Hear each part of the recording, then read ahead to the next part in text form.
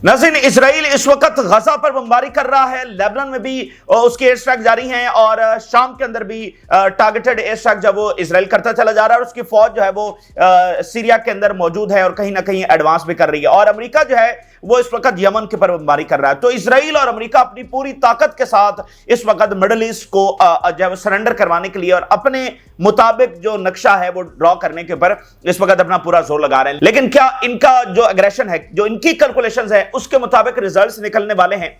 इनकी जंग का अल्टीमेट गोल क्या है? इनके मुताबिक इसराइल एक ग्रेटर इसराइल बनेगा, ठीक है, जिसमें गजा और वेस्ट बैंक उसका हिस्सा होगा और पूरा मिडिल ईस्ट जो है वो सरेंडर करेगा इसराइल के सामने। बाकी तो कर चुका है। एक ईरान रहता है और एक्सेस ऑफ रेजिस्टेंस है, तो रेजिस्टेंस को खत्म किया जाएगा। ईरान को जो है वो डील के शक्ल में उससे सरेंडर करवाया जाएगा।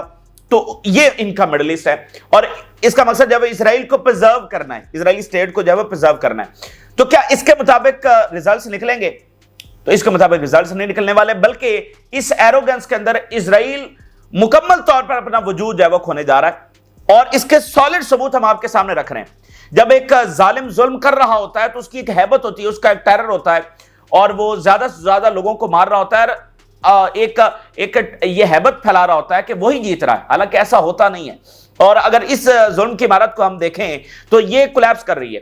सबसे बड़ी आप जरा खबर देखिए, हंड्रेड्स ऑफ मिलियनेयर्स इसराइल को छोड़ चुके हैं। आज ये रिपोर्ट सामने आई है कि इसराइल के अंदर एक्चुअल मजीद ऑन ग्राउंड सूरत हाल क्या है। हंड्रेड्स ऑफ मिलियनेयर्स वो इसराइल को छोड़ चुके हैं। इससे अगली बात सुनिए, 1000 इजरायली पायलट्स ने अभी खत लिख दिया है, 1000 इजरायली पायलट्स ने, और उसने कहा फिल फॉर जंग रोकी जाए और फिल फॉर जो एक्सचेंज डील है वो की जाए। 1000 इजरायली पायलट्स की हम बात कर रहे हैं, तो फिर पीछे बचा क्या? दूसरी तरफ जब नेतन्याहू के खिलाफ अदालत से फैसला आ गया है, जो शिन बेत का मामला चल रहा था उसमें फैसला नेतन्याहू के खिलाफ आ गया है।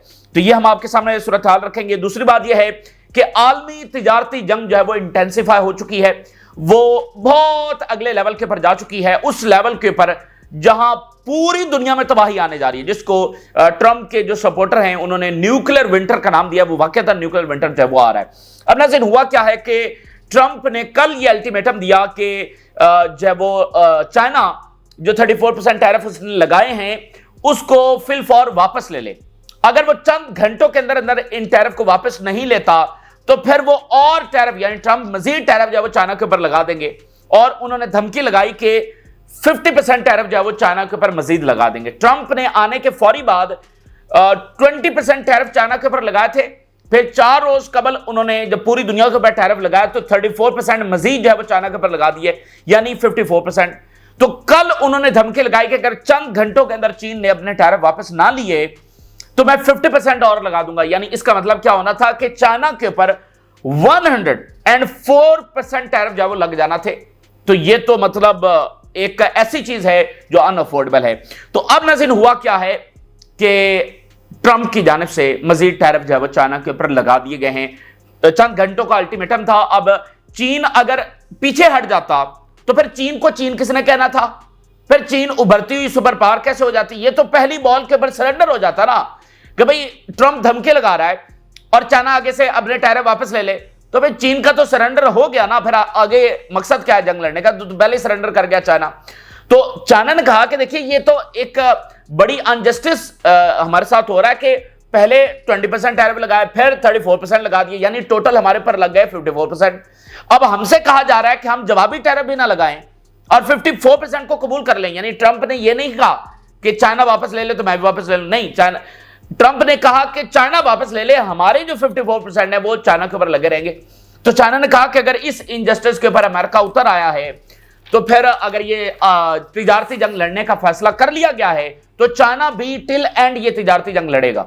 और चाइना ने इसकी बहुत पुरानी तैयारी कर रखी है, पिछले कई सालों से चाइना इसके ऊपर काम कर रहा है। मुतबादिल फाइनेंशियल सिस्टम्स, बहुत सारी। अभी आपको एक मुजाहरा उसका नजर आया, जापान, साउथ कोरिया और चाइना की जो मीटिंग हुई, ये उसी एक पुरानी स्ट्रेटजी का ये एक मुजाहरा है। तो चीन ने कहा सवाल ही पैदा नहीं होता कि हम ये टैरिफ वापस ले लें, या तो ट्रंप भी टैरिफ वापस ले तो फिर हम वापस लेंगे। तो अभी कुछ देर पहले क्या हुआ है कि ट्रंप की जानिब से 50% टैरिफ मजीद चाइना के ऊपर लगा दी गए हैं। यानी इस वक्त टोटल 104% टैरिफ जो है वो चाइना के ऊपर इफेक्टिव हो चुके हैं। लग चुके हैं, बाकायदा तौर पर इंपोज कर दिए गए हैं। अब नाज़रीन इस लड़ाई को समझने की जरूरत है। ये नाज़रीन वो लड़ाई अब बाकायदा तौर पर शुरू हो चुकी है, खासकर आज के इस 50% टैरिफ के बाद, कि जो लड़ाई अमेरिका और सोवियत यूनियन के दरमियान लड़ी गई थी, जो कोल्ड वॉर लड़ी गई थी, और वो उसमें से एक ने बचना था और एक ने खत्म होना था, एक ने कोलैप्स होना था, तो उस के अंदर जो है वो सोवियत यूनियन कोलैप्स हो गया। दो की लड़ाई थी ना आपस में, तो वो लड़ाई इस लेवल की थी कि अल्टीमेटली एक ने ही फातेह होकर उसमें से सामने आना था, और उसमें से अमेरिका और उसके वेस्टर्न इत्तेहादी जो है वो फातेह होकर सामने आए और सोवियत यूनियन जो है वो कोलैप्स हो गया। तो ये जो लड़ाई का अब चाइना के साथ आगाज किया है ट्रंप ने, असल में ये लड़ाई चाइना से है। अगर आप नोट करें तो फिर ट्रंप ने सबसे पहले 50% मोर चाइना के ऊपर लगाए हैं। असल जो लड़ाई है, असल जो रिप्लेसमेंट अमेरिकन एम्पायर की करनी है वो तो चाइना ने करनी है। तो असल लड़ाई, असल हदफ अमेरिका का चाइना है। तो अब ये लड़ाई उस लेवल के ऊपर चली गई है कि जिसमें एक ने कोलैप्स होना है, यानी अब यहां से वापसी नहीं है। यानी देखिए क्या चाइना इन 50% लगने के बाद, इन टोटल 104% लगने के बाद, क्या चाइना पीछे हट जाएगा? ये तो सवाल ही पैदा नहीं होता। और ट्रंप भी पीछे नहीं हटेगा, उसने तो आगाज किया है। ठीक है, तो ये वो लड़ाई है, ये प्रॉपर वॉर है, इसको प्रॉपर अब वॉर समझिए। बड़ी ताकतें जिस दिन बरह रास्त मिलिट्री कन्फ्रंटेशन में जाएंगी उस दिन तो फिर दुनिया ही खत्म हो जाएगी ना। उस वक्त तो फिलहाल दुनिया में जो तबाही आएगी, तो ये सोवियत यूनियन और अमेरिका भी तो इनडायरेक्टली लड़े थे, तो यहां भी वो वॉर है, बल्कि यहां तो ज्यादा डायरेक्ट हो रही है। देखिए इकोनॉमी हिल गई तो सब कुछ हिल गया, और जितनी कशीदगी पैदा हो चुकी है उसके नतीजे के अंदर आगे चलकर मिलिट्री कन्फ्रंटेशन भी हो जाए तो ये कोई ऐसी बात नहीं है। यानी फिलिपाइन में जंगी मशकें हो रही हैं, पनामा के ऊपर अभी सेक्रेटरी ऑफ डिफेंस गया, वहां पर पनामा में खड़े होकर उसने चाइना को धमकियां लगाई हैं। तो अब नाज़रीन बात यह है कि आपने वो बात तो सुनी होगी कि जब दो हाथी लड़ते हैं तो बहुत सारे जो छोटे हैं ना वो उसमें कुचले जाते हैं। तो अब ये दुनिया के दो बड़े हाथियों की इस वक्त लड़ाई का बाकायदा आगाज हो चुका है।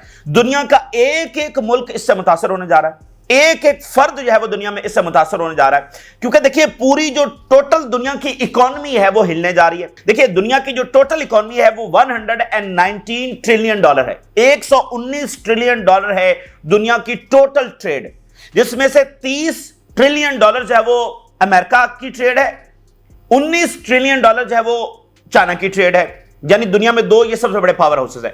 जब ये दो आपस में टकराने जा रहे हैं तो बाकी तो सारी इकोनॉमी हिली जाएगी ना भाई, बाकी बचना क्या है। और तीसरा बड़ा पावर हाउस जो है वो यूरोपीय यूनियन है, जिसकी 15 ट्रिलियन डॉलर ट्रेड है। तीसरा बड़ा पावर हाउस वो है, और वो भी तो जंग के अंदर है। अमेरिका और यूरोप की भी तो आपस में जंग शुरू हो चुकी है। अमेरिका ने टैरिफ लगा दिए और यूरोप आगे से लगाने जा रहा है। अच्छा, अब अगली बात सुनिए कि जितने ये टैरिफ लग गए हैं, अब ये मैं आपको समझा रहा हूं कि दुनिया कैसे कोलैप्स होने वाली है और इसमें नेतन्याहू की जंगें कहां फिट हो रही हैं। अच्छा, अब आप देखिए 104% टैरिफ चाइना के ऊपर लग गए।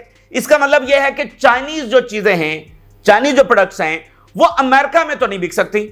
भाई जो 10 रुपए की चीज थी वो 50 रुपए की हो गई या 100 रुपए की हो गई, जितने की भी हो गई, मतलब वो पॉइंट से दूर हो गई। वो 2 रुपए या 3 रुपए नहीं बढ़ी, $2 या $3 नहीं बढ़ी, वो इतनी बढ़ गई है 104% टैरिफ लगने के बाद कि वो अफोर्डेबल ही नहीं है। तो चाइनीज प्रोडक्ट्स जो है वो अमेरिका में नहीं बिकने वाली हैं। इसी तरह अमेरिकन जो प्रोडक्ट्स हैं वो चाइना में नहीं बिकने वाली हैं। तो फिर सवाल यह है कि फिर ये बिकेंगी कहां पर? दो ही चीजें है ना, कि या तो चाइना जो है वो अपनी प्रोडक्शन बंद करेगा। चाइना $300 बिलियन की जो प्रोडक्ट्स है वो अमेरिका भेजता है, तो या तो उसको वो अपनी प्रोडक्शन बंद करना पड़ेगी। इसी तरह जो बहुत बड़ी एक्सपोर्ट्स अमेरिका से चाइना की तरफ होती हैं, अमेरिका को वो बंद करना पड़ेंगी। या फिर दूसरा रास्ता क्या है कि अब ये जो मिसाल के तौर पर चीन के $300 बिलियन की प्रोडक्ट्स हैं वो डाइवर्ट करनी पड़ेंगी किसी और मार्केट की तरफ। तो जो चीजें अमेरिका में बिकती हैं वो भी किसी ऐसी मुल्क में बिकेंगी ना जो अमीर मुल्क होगा, बड़ी इकोनॉमी होगी। वो युगांडा में तो बिकने वाली है नहीं, वो उसी मुल्क में बिकेंगी जो बड़ी इकोनॉमीज होगी। यानी सबसे बड़ी मार्केट क्या है? तीसरा पावर हाउस यूरोप। तो जो चाइनीज प्रोडक्ट्स हैं वो डाइवर्ट हो जाएंगी, जो अमेरिका की तरफ जा रही थी, किसकी तरफ? यूरोप की तरफ। अच्छा, अब जब यूरोप की तरफ चाइना की $300 बिलियन की प्रोडक्ट्स डाइवर्ट होगी, ऑलरेडी चाइना यूरोप की तरफ अपनी प्रोडक्ट्स तो भेज रहा है, ये $300 बिलियन की एक्स्ट्रा यूरोप की तरफ चली जाएंगी, तो यूरोप भी तो डिस्टेबलाइज हो जाएगा। भाई यूरोप तो ऑलरेडी खसारे के अंदर है ना, यूरोप का फड्डा भी तो अमेरिका के साथ चल रहा है, और यूरोपियन कंपनी जो है वो ऑलरेडी इस वक्त बड़ी टेंस सिचुएशन के अंदर है। तो जब चाइनीज प्रोडक्ट्स मजीद यूरोप के अंदर चली जाएंगी तो यूरोपियन कंपनीज का क्या बनेगा? वैसे भी चाइना जो है वो कंपीट कर रहा है यूरोप को, सारी दुनिया की कंपनीज को कर रहा है, क्योंकि वो सस्ती प्रोडक्ट्स और अच्छी प्रोडक्ट्स बना रहा है। तो वो हर मार्केट में वो कंपीट कर रहा है। तो यूरोप की तो फिर अपनी कंपनीज गई चाइना की ये मजीद डायवर्शन की सूरत के अंदर, तो फिर यूरोप क्या करेगा? फिर यूरोप क्या इसको रोकने के लिए क्या टैरिफ लगाएगा चाइना के ऊपर? तो चाइना के ऊपर लगाएगा तो चाइना फिर यूरोप के ऊपर लगाएगा। तो ये तो ट्रेड वॉर लेयर दर लेयर जो है वो मजीद आगे बढ़ जाएगी। यानी आप देखिए ना, दो बड़े हाथी लड़ रहे हैं तो सब खत्म, उसके असरात सबके ऊपर आने हैं। अब या तो फिर चीन को ये $300 बिलियन की जो प्रोडक्ट्स हैं, इसकी जो प्रोडक्शन है ये बंद करना पड़ेगी। अभी $300 बिलियन की प्रोडक्शन आप बंद करेंगे तो कितने करोड़ों लोग जो है मुतासर होंगे, ठीक है। और ये जो प्रोडक्शन है ये जरूरी नहीं कि वो चीन में हो रही है, ये चीन के प्रोडक्ट्स हैं, उसमें कहां कहां से लोग आए हुए हैं, कहां कहां जो है वो कारखाने लगे हुए हैं, तो ये तो सारे जो है वो मुतासर होने जा रहे हैं। और दूसरी बात यह है कि इसका नतीजा जो है वो कलेक्टिव तबाही की सूरत में भी निकल सकता है, यानी जिसको न्यूक्लियर विंटर ट्रंप के करीबी तरीन दोस्त ने कहा है, यानी एक ऐसी तबाही जिसके असरात बहुत दहाइयों तक रहेंगे। जैसे न्यूक्लियर जब चल जाएगा तो एक न्यूक्लियर चलने की तबाही है, एक उसके असरात हैं जो कई दहाइयों तक रहेंगे, ठीक है। तो ये जो ट्रेड वॉर जिसका आगाज हो चुका है, अभी तक भी जितनी ट्रेड वॉर हो गई है इसके असरात भी बहुत आगे तक जाने वाले हैं। और अगर ये कुछ हफ्ते, कुछ दिन, कुछ महीने मजीद चलती है तो फिर तबाही तबाही। और इससे अगली बात सुनिए, जो मैग्निफिसेंट 7 है अमेरिका की, वो तो फारिग हो गई। मैग्निफिसेंट 7 जो 7 बड़ी कंपनीज है जिसके ऊपर अमेरिका खड़ा हुआ है, भाई सबसे ज्यादा इस वक्त वो तेजी के साथ डिक्लाइन कर रही है। दुनिया सबसे ज्यादा इन्वेस्टमेंट उन कंपनी से निकाल रहा है। और इलोन मस्क जो है इसलिए कह रहा है ट्रंप से कि फिल फॉर टैरिफ जब रोक दिए जाए, और टेस्ला वैसला सब फारिग हो गए, तो इलोन मस्क कह रहा है फिल फॉर टैरिफ रोक दिए जाए, और ट्रंप सवाल ही पैदा नहीं था। वो उसने तो आज मजीद देखें, टेस्ला चाइना में बिक रही है ना, तो चाइना में नहीं बिकेगी अब तो मजीद 50% लगा दिए हैं। और ट्रंप ने इलोन मस्क को कहा कि ये तो यूरोपीय यूनियन जो है वो बनी ही हमें नुकसान पहुंचाने के लिए है, तो मैं तो किसी तौर पर यहां पर नहीं हटाऊंगा, ठीक है। तो वो मजीद है। तो देखें अमेरिका किसके ऊपर खड़ा हुआ है? इन 7 कंपनीज के ऊपर खड़ा हुआ है मेनली। ये जो टेक्नोलॉजिकल कंपनीज हैं यही तो अमेरिका है। और फिर अमेरिका में ये डिबेट हो रही है कि ट्रंप जो सबसे ज्यादा गलत इकदाम उठा रहा है वो अमेरिकन के मिजाज के खिलाफ भी है। यानी मिजाज से क्या मुराद है? देखिए अमेरिका में कपड़े जा रहे हैं, जूते जा रहे हैं, एक एक चीज वहां पर जा रही है। कहां से जा रही है? दुनिया से जा रही है। अब अमेरिकन जो है ना, मतलब उनका अपना एक है कि मतलब वो जिस तरह से मतलब वियतनाम में, बांग्लादेश में, श्रीलंका में मजदूर बैठे हुए हैं फैक्ट्रीज में, सुबह जाते हैं रात को आते हैं, 3-3 शिफ्टें कर रहे हैं। अमेरिकन का तो ये मिजाज नहीं है कि वो वहां पर, इनके तो जो गुच्ची और लुई विटॉन और जो सारे ब्रांड्स हैं उसके कारखाने कहां पर लगे हुए हैं? वो बांग्लादेश के अंदर लगे हुए हैं, ठीक है। वो इस तरह वियतनाम के अंदर लगे हुए हैं, उनके ब्रांड्स के कारखाने भी इधर लगे हुए हैं, ठीक है। तो एक तो वो मिजाज वाली बात भी होगी ना कि भाई वो टेक्नोलॉजी में काम करते हैं, ये वो एक पूरा मामला है। तो अब क्या अमेरिकन वो बैठकर जो है वो इस तरह फैक्ट्रीज में बैठकर 3 शिफ्टों में काम करेंगे, ठीक है। तो वो अंदर से भी अमेरिकन इसको पसंद ही नहीं कर रहे हैं कि भाई ठीक है हम टेक्नोलॉजी में काम कर रहे हैं, हम बाकी चीजों के अंदर हैं और सबसे बड़ी हमारी इकॉनमी है, तो ये किसी तौर पर वहां पर सूटेबल नहीं हो रहा। और अभी यूरोप और चीन की बात हुई आपस में, यूरोप और चाइना की भी बात हुई। यूरोप ने फोन किया चाइना को और यूरोप ने चाइना को कहा है कि हम मिलकर लड़ेंगे, अमेरिका का सामना हम मिलकर करेंगे और दुनिया को हम मिलकर बचाएंगे। ये यूरोप आज ऑफर कर रहा है। पिछली सदी में यूरोप चाइना के साथ क्या कर रहा था? तो ये सारी तफसील आपको बताने का मकसद यह है कि दुनिया यकसर तब्दील हो रही है। जिस दुनिया में आप रहते थे 7 अक्टूबर से पहले वो बिल्कुल मुख्तलिफ दुनिया थी, और ये जो दुनिया जन्म ले रही है ये बिल्कुल एक मुख्तलिफ दुनिया है। इसमें नई तरजीहात हैं, इसमें नए नेशनल इंटरेस्ट हैं, इसमें नए इत्तेहादी हैं। यूरोप चाइना के साथ जा रहा है, तो ये इससे बड़ा और तब्दीली क्या हो सकती है? यूरोप मिडिल ईस्ट के साथ जा रहा है, ठीक है। तो इस सारे सिनेरियो में जब यूरोप ने अपने आप को सर्वाइव करना है, अमेरिकन किसी और चीज में उलझने जा रहे हैं, तो यहां पर जो नेतन्याहू की जंगें हैं वो किसी तौर पर सूटेबल नहीं है। ये कितनी देर इस जंग को खींच सकता है, और जो इसकी बदमाशी और ये कि इसके लिए कोई रेड लाइन नहीं है, वो पॉलिसी खत्म होने जा रही है। वो दुनिया ही नहीं है कि जिसमें ये चीजें अफोर्डेबल हों, ठीक है। तो ये वाली इजराइल के अंदर की सूरत हाल इस वक्त क्या है, आप जरा देखिए। रिपोर्ट ये सामने आई है कैसे ये जुल्म की इमारत जो है वो कोलैप्स हो रही है। 1700 मिलियनर्स हैं वो इजराइल छोड़ चुके हैं, एक्सोडस हो चुका है उनका इजराइल से। जरा हेडलाइन देखिए, millionaires exodus deal mighty blow to Israeli economy. Israeli media, 1700 millionaires left Israel in the past year. Israeli media reported that 1700 millionaires have fled Israel during the past year as occupation continues to wage wars in the Middle East. देखिए resistance की सबसे बड़ी कामयाबी इस जंग के अंदर क्या है? वो कामयाबी ये है कि रेजिस्टेंस ने ये दिखा दिया है कि अगर फलस्तीनियों को उनके राइट्स नहीं मिल सकते, अगर फलस्तीनियों को अमन मुहैया नहीं है, अगर उनको जो है वो चैन सुकून मुयसर नहीं है, तो फिर सेफ्टी यहां किसी के लिए भी नहीं है, यानी इजराइल के लिए फिर सेफ्टी नहीं है। और अगर किसी मुल्क के लिए सिक्योरिटी और सेफ्टी नहीं है, और खासकर वो जो कॉलोनी है जहां पर बाहर से आकर लोगों ने आबाद होना है, तो कौन सब यहां पर शिफ्ट होना चाहेगा, कौन यहां पर इन्वेस्टमेंट करना चाहेगा, कौन यहां पर कारोबार करना चाहेगा। तो कुछ हफ्तों के लिए, कुछ महीनों के लिए तो चलो वो अपनी मजहबी फरीजा या जिसमें भी आकर किसी नेशनलिज्म में आकर, जिसमें भी आकर वो बर्दाश्त कर लेंगे। लेकिन जब ये इस्टेब्लिश हो जाए, एक होता है बात करना, रेजिस्टेंस ने इस्टेब्लिश करके दिखा दिया है कि यहां पर सेफ्टी और सिक्योरिटी नहीं है। आज ये हमास को खत्म भी कर लेंगे तो 2 साल के बाद एक और हमास उठ खड़ी होगी। तो जो इन्वेस्टमेंट्स होंगी, जो लॉन्ग टर्म प्रोजेक्ट्स होंगे, फिर वो तबाह। तो ये हर दूसरे साल, तीसरे साल यहां पर कुछ ना कुछ चलता है टिल के पैलेस्टीनियंस को उनके राइट नहीं मिल जाते। तो ये रेजिस्टेंस की सबसे बड़ी फतह है। उन्होंने ये साबित कर दिया है कि ऐसे यहां पर मामला नहीं चलेगा कि जैसे इजराइल चाहता है या जैसे अब्राहम अकॉर्ड हुआ कि फलस्तीनियों को माइनस कर दिया गया, और ये जंग भी फलस्तीनियों को माइनस ही करने की है ना, कि फलस्तीन का नामो निशान ही ना रहे। तो ये होने वाला नहीं है। दूसरी बात देखिए, 1000 इजरायली पायलट्स ने लेटर लिख दिया है, फिल फॉर जो जंग है वो रुकनी चाहिए, एक्सचेंज डील होनी चाहिए। और उसके बाद नेतन्याहू की भी दौड़ें लग गई हैं, इजरायली जो एयर चीफ है उसकी दौड़ें लग गई हैं, और इजरायली एयर चीफ ने इन पायलट्स के साथ जाकर मुलाकात की है। 1000 reserve pilots in the air force signed a letter calling for an end to the war because it is being waged for partisan not security reasons। ये जो जंग है ये इजराइल को सिक्योरिटी नहीं दे रही, ये मैं नहीं कह रहा, ये इजरायली पायलट्स कह रहे हैं। और फिर नोट करें, एक फौज जो जमीन पर लड़ रही होती है वो ज्यादा एग्जॉस्टेड होती है। ये तो पायलट्स हैं, ये तो जहाजों में जाते हैं, वहां पर बम गिरा कर आ रहे हैं, ठीक है। तो ये पायलट्स भी कह रहे हैं कि इस जंग में हम जीत नहीं सकते, क्योंकि ये इजराइल को सिक्योरिटी नहीं दे रही, इजराइल को सेफ्टी नहीं दे रही। और सिक्योरिटी और सेफ्टी सबसे बड़ी बात है, इसके बगैर ये कॉलोनी रह ही नहीं सकती। Israeli air chief meets reservist over letter calling to end service. कितनी बड़ी बात है, 1000 इजरायली पायलट कह रहा है कि हम अपनी सर्विस ही खत्म कर देंगे, हम इस्तीफा दे देंगे। The letter wants the renewed fighting does not contribute to any of the declared goals.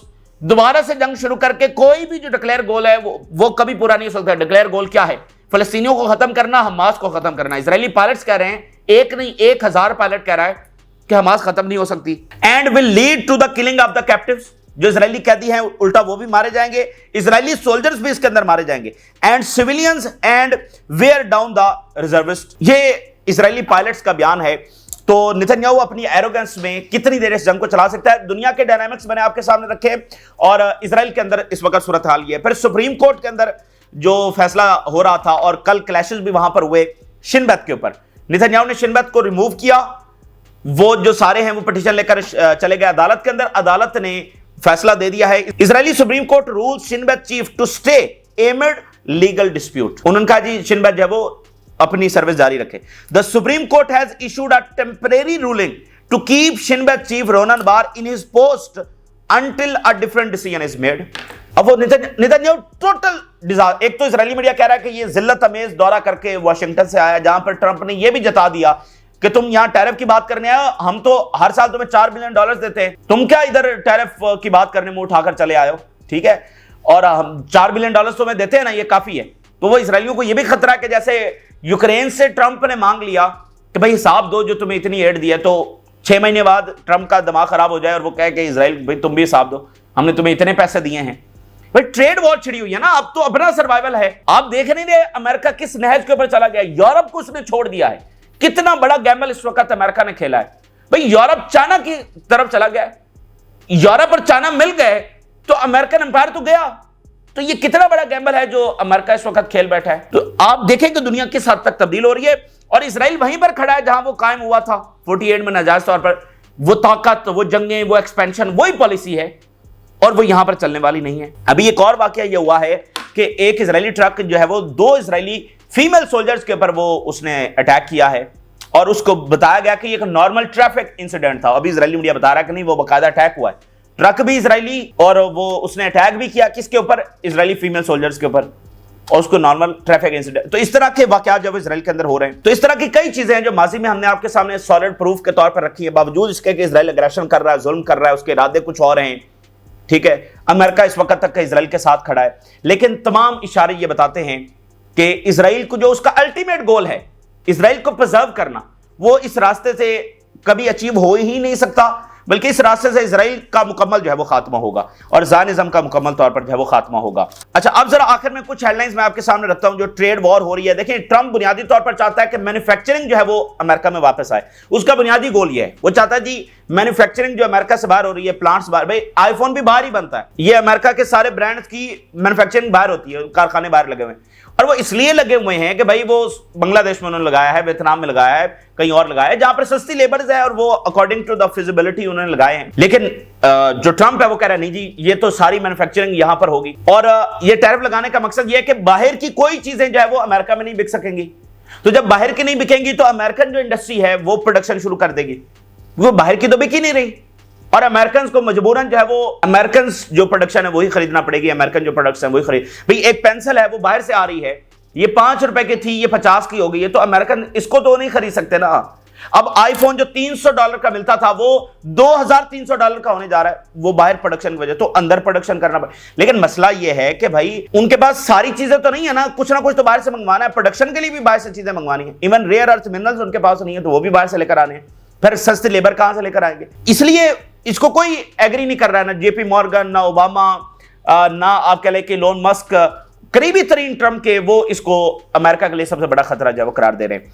तो मैं हेडलाइंस आपके सामने रखता हूं, बहुत बड़ी जंग का बाकायदा आगाज हो चुका है, और वो आगाज हो चुका है, या अमेरिका ने बचना है या चीन ने बचना है। Global trade upended as Trump tariff of 104% on China, 20% on EU take place. वो जो यूरोप पर टेक लगाए थे वो आज उसका आगाज हुआ है, मतलब इंप्लीमेंटेशन आज हुई है। Trump war, president Trump hikes China tariff to 104% amid global trade tensions. Trump's explosive global tariffs take effect, including 104% rate on China. Trump new tariff take effect with 104% on Chinese goods. अच्छा, अब इसी दरमियान नाज़रीन ये है कि खुद Europe ने चाइना के साथ राब्ता किया। जो मैंने आपको बताया ना कि डाइवर्जन का बहुत, देखिए एक तो यूरोप ने अपने आप को सर्वाइव करना है, $380 बिलियन का नुकसान होगा ये जो टैरिफ लगे हैं यूरोपीय यूनियन के ऊपर, और अगर वो जवाबी लगाते हैं और अमेरिका फिर जवाबी लगा देता है तो फिर पता नहीं यूरोप का क्या बनेगा। अब यूरोप सोच रहा है क्या करे, यूरोप इन टोटल $15 ट्रिलियन की ट्रेड करता है, तो मिलकर तो शायद वो लड़ लें, एक एक का लड़ना मुश्किल है, लेकिन मिलकर भी चाइना की सपोर्ट के बगैर वो लड़ नहीं सकते। और सबसे बड़ा मसला वो डाइवर्जन ऑफ ट्रेड का है। तमाम चीज, एक और इंपॉर्टेंट, सिर्फ चाइना की नहीं, दुनिया के तमाम ममालिक की जो चीजें हंड्रेड्स ऑफ बिलियंस या trillions of dollars, even India, बहुत सारे, इनकी जो अमेरिका जाती थी वो अमेरिका में नहीं बिक सकती, ना चाइना की बिक सकती, ना बाकी दुनिया की बिक सकती।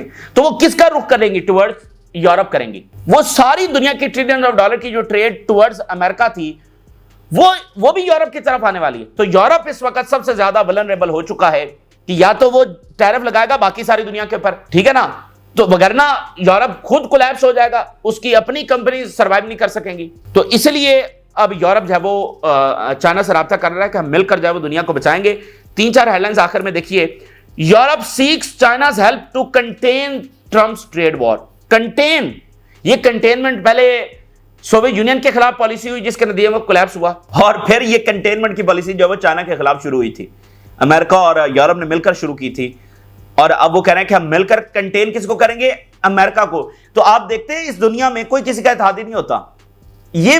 ये वक्त की बात है, जब म्यूचुअल इंटरेस्ट होते हैं उसको आप इत्तेहाद कहते हैं। रियासतें कभी दोस्त नहीं होती और क़यामत तक कोई इत्तेहादी नहीं होती। तो अमेरिका और बरतानिया का कितना बड़ा इत्तेहाद था, खत्म हो गया ना। तो ये इजराइल का भी आखिरी निशानी रह गई है, वो कब खत्म होगी ये देखना बाकी है। China has pledged to fight till end, आखिर तक हम लड़ेंगे। और फिर बड़ी इंपॉर्टेंट जो उन्होंने बात की चाइना ने, उन्होंने कहा China has the tool to weather Trump storm, premier Li tells European Union president.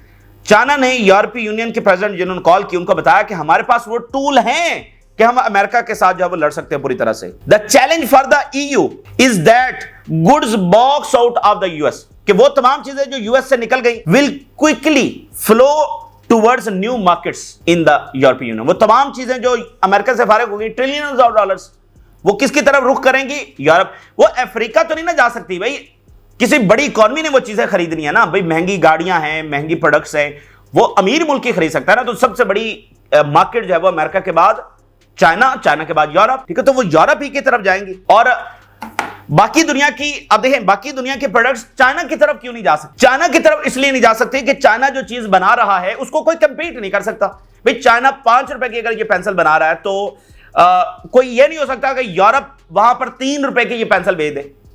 China already सबसे सस्ती बना रहा है, तो इसलिए बाकी दुनिया चीन में जाकर अपनी चीजें नहीं बेच सकती। इसलिए सबका जो रुख है वो सबसे पहले यूरोप की तरफ होगा, यूरोप के बाद वो ऑस्ट्रेलिया की तरफ होगा। आप जैसे मिसाल के तौर पे ये हेडलाइन आप जरा देखिए, US hard to sell to now, China's exporters train sights on Australia. Chinese exporters किसके ऊपर आप नजर जमा रहे हैं? ऑस्ट्रेलिया के ऊपर, ठीक है ना। यूरोप और उसके बाद ऑस्ट्रेलिया, ये बड़ी इकोनॉमी। भाई जापान के साथ अगर बात होती है, अगर साउथ कोरिया से होती है, फिर मिडिल ईस्ट आएगा, फिर जो बड़ी इकोनॉमीज हैं वहीं पर जाकर आप चीजें बेचेंगे ना, तो दुनिया में एक भूचाल है और दुनिया कंफ्यूज भी है, परेशान भी है। करोड़ों लोगों की नौकरियां, मुलाजमतें, कारोबार, फैक्ट्री, इंडस्ट्री सब दांव के ऊपर है कि भाई आगे चलना किस तरह से है। बहुत जल्द आपको ये असरात नजर आएंगे अपने इर्द गिर्द, जब आपको नजर आएंगे। और फिर डिपोर्टेशन का अलग मसला है, वहां से वेस्ट से लोगों को डिपोर्ट किया जा रहा है, कानून सख्त किए जा रहे हैं। अब देखें, पहले यूके था, आप स्पाउस वीजा के साथ चले जाते, अब उन्होंने बंद कर दिया है, तो आगे मजीद वो कैसी पॉलिसी सख्त करते हैं। तो ये तो मतलब पूरी दुनिया ने देखना है कि आगे उन्होंने चलना कैसे है।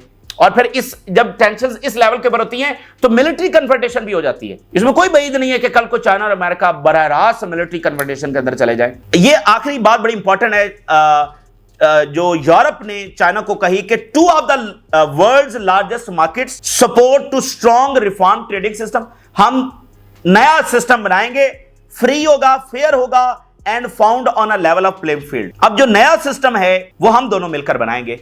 और फिर चाइना कह रहा है, China is confident, is prepare to endure the challenges, stated the country is fully confident. तो ये जनाब इस वक्त की ताजा तरीन सूरत हाल जो आपके साथ शेयर की। आपने राय जरूर आगाह करें। जिन लोगों ने चैनल को सब्सक्राइब नहीं किया उनसे रिक्वेस्ट करेंगे कि चैनल को जरूर सब्सक्राइब कर लें ताकि हर आने वाली वीडियो तक पहुंच सके। अल्लाह हाफिज़।